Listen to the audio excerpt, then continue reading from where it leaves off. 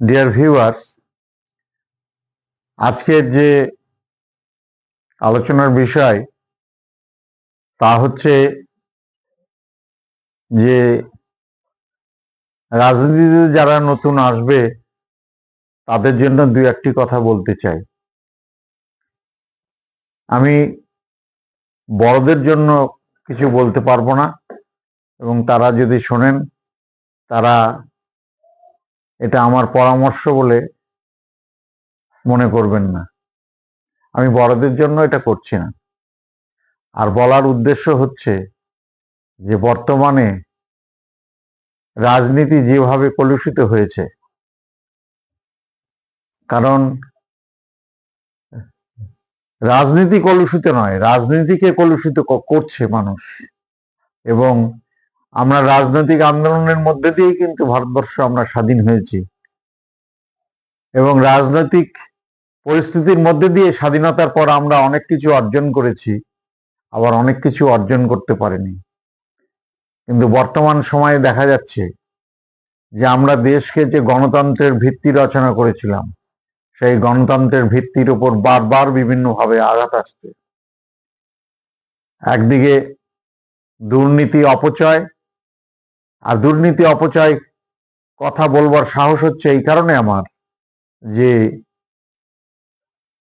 আজকে খবরের কাগজে এবং সমাজ মাধ্যমে, হাইকোর্টগুলিতে, সুপ্রিম কোর্টগুলিতে দুর্নীতি ও অপচয়ের মামলা ভুরি ভুরি, এবং খবরের কাগজে প্রতিদিনই কোনো না কোনো বিষয়ে প্রকাশিত হচ্ছে। তরতাজা তরুণেরা রাজনীতিতে যোগদান করছেন, কিন্তু সে এক ভিন্ন ধরনের রাজনীতি, ব্যক্তি স্বার্থের রাজনীতি। এবং সেই ব্যক্তি স্বার্থের রাজনীতিটা কোনো লুকিয়ে চুরিয়ে নয়, সেই রাজনীতি হচ্ছে সরাসরি কিছু জনগণের স্বার্থের কাজ করতে হবে, নিজের জন্য কাজ করতে হবে, একদম সরাসরি বলে কয়ে এক দর্শন উপস্থিত হয়েছে। আমি কোনো বিখ্যাত মানুষ নই, আমাকে পাড়ার সামান্য দূরের যে সাঁকো আছে, সাঁকোর ওপারের মানুষই হয়তো আমাকে চেনে না, কিন্তু আমার যে অভিব্যক্তি, আমার হয়তো অনুভূতিটা কাউকে প্রত্যক্ষভাবে সরাসরি পাশাপাশি বললে সে হয়তো শুনতো না, কিন্তু আমি এই সমাজ মাধ্যমের দিয়ে আমি আমার বক্তব্যটা প্রকাশ করি। কেউ যদি বিরক্ত হয়ে বন্ধ করে দেয় মোবাইলের নবটি, বা কম্পিউটারটি বন্ধ করে দেয়, বিদ্যুৎ সংযোগ ছিন্ন করে দেয়, আমি তো আর দেখতে যাব না, আমি প্রত্যক্ষভাবে অপমানিত হব না, কিন্তু তবু আমি বলবার চেষ্টা করছি। এবং একান্তই নতুন যারা তরুণ, এবং আমার বলবারও যে অধিকার আছে তা না, কিছু বলতে গেলে কিছু অধিকার অর্জন করতে হয়। আমার এমন কোনো অবদান নেই যে যার জন্য আমার কিছু বলবার অধিকার আছে, তবু একজন সাধারণ নাগরিক হিসাবে, মানে অজস্র মানুষের অচেনা একজন নাগরিক হিসাবে হয়তো আমার যে আকুতি সেইটাই আমি নিবেদন করছি। প্রথমে বলি, যেটা হচ্ছে যে কোনো কারণে রাজনীতিতে আসে, বিশেষ করে দেখা যায় ছাত্র রাজনীতির মধ্যে দিয়ে, বিশেষ করে রাজনীতিতে ছেলেরা আসে, যুব রাজনীতির মধ্যে আসে, বা কৃষক আন্দোলনের মধ্যে দিয়েও আসে। তার সবচেয়ে বেশি ছাত্র আন্দোলনের মধ্যে দিয়েই রাজনৈতিক কর্মী নেতৃত্ব আসে। তাদেরকে যে জিনিসটা বলতে হবে, যে রাজনীতির যে মূল কাজটা হচ্ছে বর্তমান যে সমাজ ব্যবস্থার মধ্যে বাস করছি সেই সমাজ ব্যবস্থার রূপান্তর ঘটানো। অর্থাৎ যে অবস্থাটায় আছি সেই অবস্থা থেকে অবস্থান্তর ঘটিয়ে আবার একটা নতুন উন্নত রূপ দেওয়া। আমার জীবনের যতগুলি দিক আছে সবগুলি দিককে, যে বাস্তবতা আছে আমার দেশে, আমার আর্থিক যে বাস্তবতা আছে, আমার যে লোকবলের যে বাস্তবতা আছে, তার মধ্যে দিয়ে আরো উন্নততর দিকে যাওয়া এবং কাজ করা, এটাই হচ্ছে রাজনৈতিক দলের কর্মীর কাজ। আমরা স্বাধীনতা আন্দোলনের সময় যেমন দেশটা অর্জন করেছি, তেমন স্বাধীনতাটাকে রক্ষা করাটাও আমাদের একটা কাজ। আর এর মধ্যে দিয়ে আমরা আমাদের স্বাধীনতা রক্ষা করতে পারবো।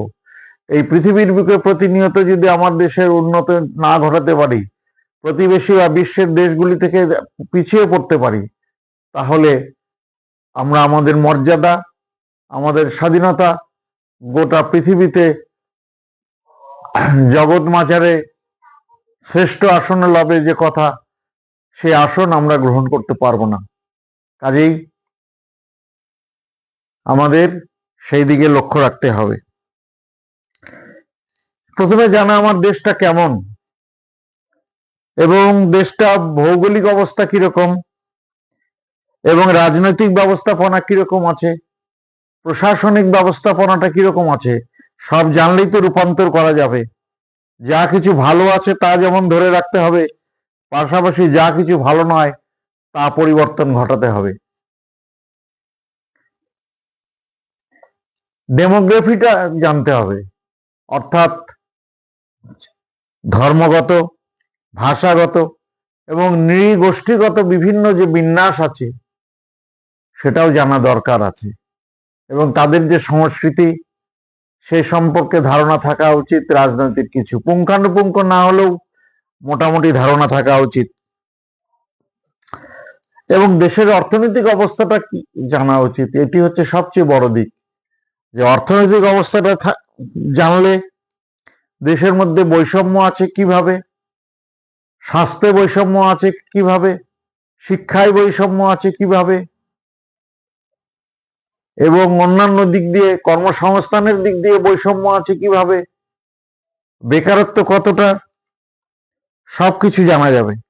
এবং সবকিছু যদি জানতে পারি, যা ভালো তা ধরে রাখবো, আর যে জায়গাটা আমরা পিছিয়ে আছি সেইটা হাতে হাত দিয়ে একে অপরের সঙ্গে রাজনৈতিক কর্মীরা দেশের মানুষকে উদ্বুদ্ধ করে তারা নতুন দিকে নিয়ে যাবে।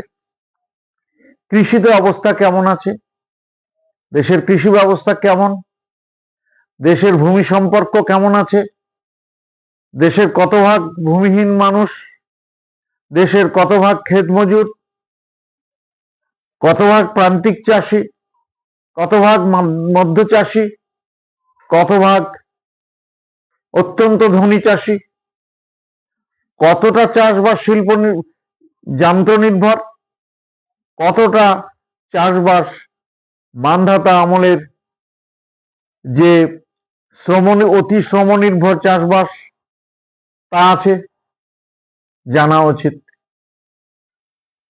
আর জানতে যদি পারা যায় তাহলে কিন্তু এর পরিবর্তনের আকাঙ্ক্ষাটাও এবং পরিবর্তনের পথটাও খুঁজে পাওয়া যাবে, যে এইভাবে পরিবর্তন হওয়া উচিত।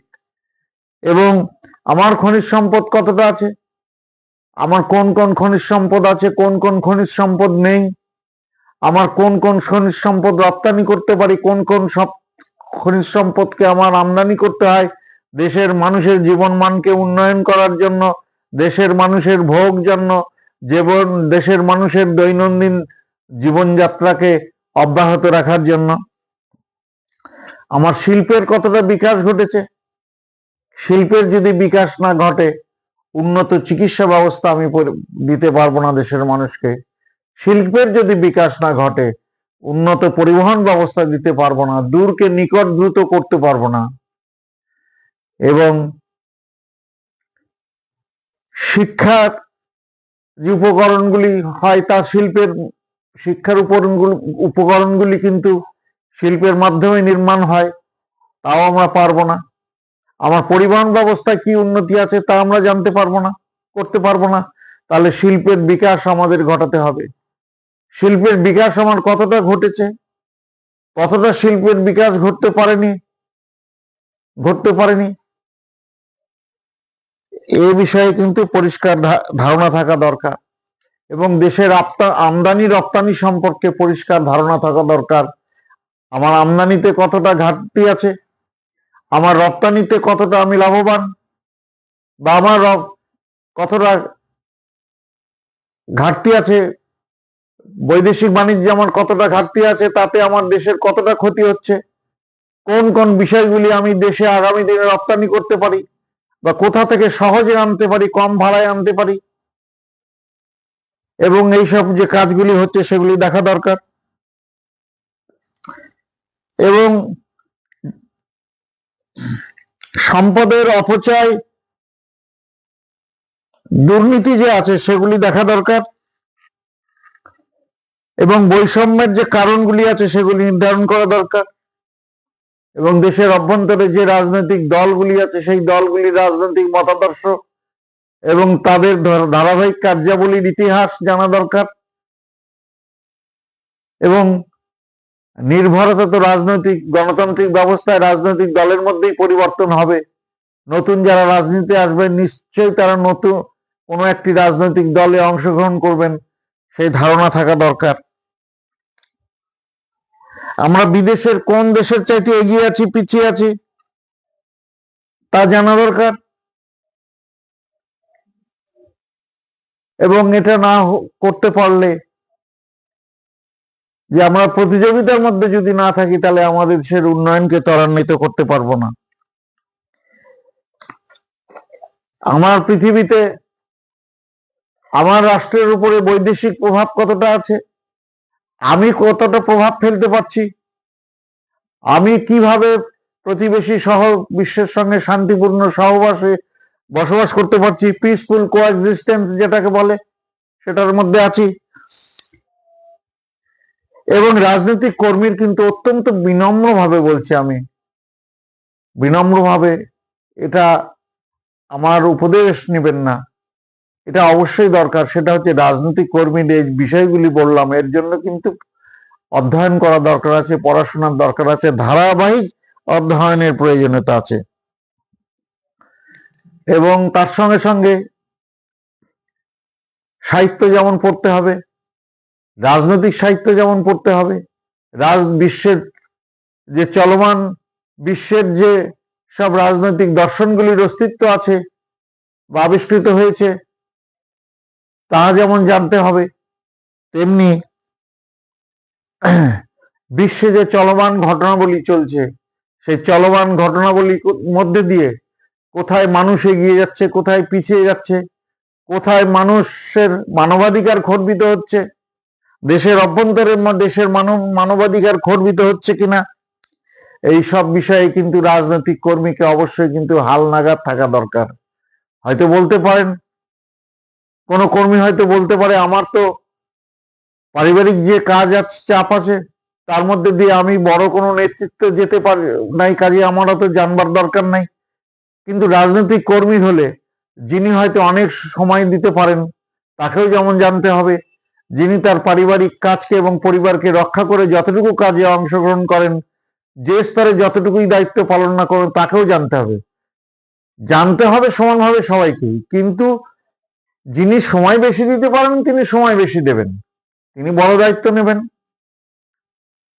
কেমন? আরেকটি বিষয় হচ্ছে, এই যে বিষয়গুলি আলোচনা করলাম, অন্ধ ভক্ত হওয়া কারোই চলবে না, অন্ধভক্ত কারোই হওয়া চলবে না। কিছুই যুক্তির নিরিখে বিচার করতে হবে, যুক্তির নিরিখে বিচার করতে হবে।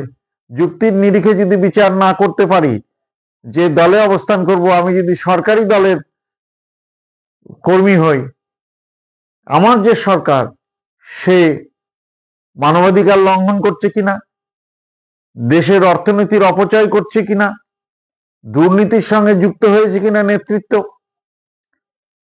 কিংবা তার বৈদেশিক নীতি তারা সঠিকভাবে প্রতিপালন করছে কিনা, বা তারা দেশকে বিচ্ছিন্ন করে ফেলছে কিনা গোটা বিশ্বের কাছ থেকে, ভুল রাজনীতির জন্য তা করছে কিনা, তাহলে তা দলের অভ্যন্তরেই কথা বলতে হবে। যারা রাজনীতিতে যোগ না দিতে পারেন তারা বিভিন্ন মাধ্যমে তাদের কথাগুলি বলতে হবে, এবং সচেতনতা এই দরকার আছে, বিশেষত রাজনৈতিক কর্মীদের। শুধু রাজনৈতিক কর্মীদেরও নয়, যারা শিক্ষিত যুবক, নতুন যুবক, নওজোয়ান বলবো, এবং যতটা সম্ভব নিজেদের সংসারের খাওয়া পড়ার পরে কিছু খোঁজ খবর রাখা উচিত, একদম অন্ধ থাকা উচিত নয়। এবং আরেকটি বিষয় হচ্ছে আমি ভালো আছি, সব ভালো আছে, অর্থাৎ ফিল গুড অনুভূতি সবকিছুতেই, এটাও ঠিক না। আবার সবকিছুতে অসুখী মনোভাবটাও ঠিক নয়। যা কিছু সঠিক তার জন্য যেমন আমি আনন্দ প্রকাশ করব, যা কিছু বেঠিক তারকে আমি নিরানন্দ হব না, কিন্তু তাকে পরিবর্তন করার এবং সেটাকে মোচন করার আমার কঠিন ব্রত আমাকে পালন করতে হবে নওজওয়ানদের। এই প্রত্যাশা রাখি। আমি এই বিনম্র আবেদন রাখলাম। এই আবেদনের মধ্যে দিয়ে আমার কোনো ঔদ্ধত্য মনে করবেন না। পরিশেষে বলি যে আমার এই আলোচনাটা যদি ভালো লাগে তাহলে আপনারা লাইক, শেয়ার, কমেন্ট, সাবস্ক্রাইব করবেন। আর আলোচনা দীর্ঘায়িত করছি না। নমস্কার, আপনারা সকলে ভালো থাকবেন। শুভরাত্রি।